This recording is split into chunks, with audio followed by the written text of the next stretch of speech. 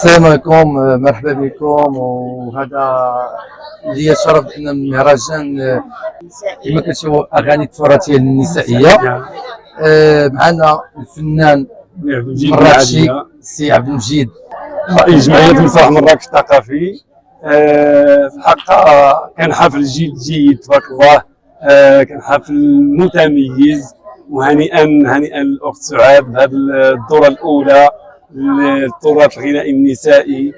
حاجه اللي جميله وفكره اللي جد جميله بزاف، لانه فكره فريده من نوعها انه باش يكون واحد المهرجان خاص نسائي، ولو اننا حاضرين فيه احنا كرجال، ولكن تبارك الله كان مهرجان في المستوى، وكان تنظيم تبارك الله في المستوى ديالو، وكان الفروق ممتعه جدا جدا في هذا المهرجان هذا.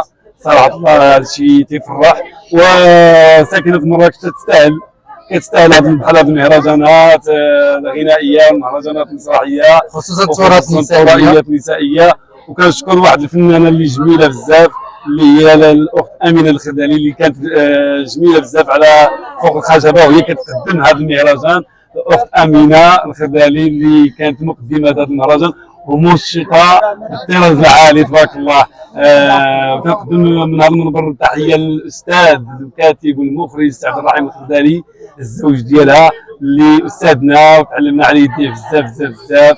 تحيه للجمهور مراكش بزاف، تحيه للاخوان الاعلاميين كافه، جميع المنابر ديالهم تبارك الله كانوا في المستوى ومدعمين هذه التظاهرات، وتدعموا تظاهرات بزاف. صراحه الله دائما تيواكبوا معنا التظاهرات، وبهم وبالجمهور باش حنا كاينين، وباش حنا كنقدموا الابداعات ديالنا لا الغنائيه ولا المسرحيه. شكرا لكم جميع، تحياتي للاستاذ ديالي، تحياتي الله لكم سي عبد المجيد اخت امينه.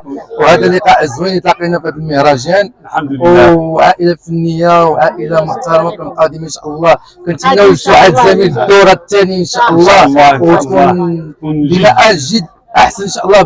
لكن لقدام كاين الحاجه المزيانه لقدام ان شاء الله. عام تبع عام ان شاء الله، والدورات غيكونوا متميزين بزاف بزاف، بحضور الجمهور الكريم.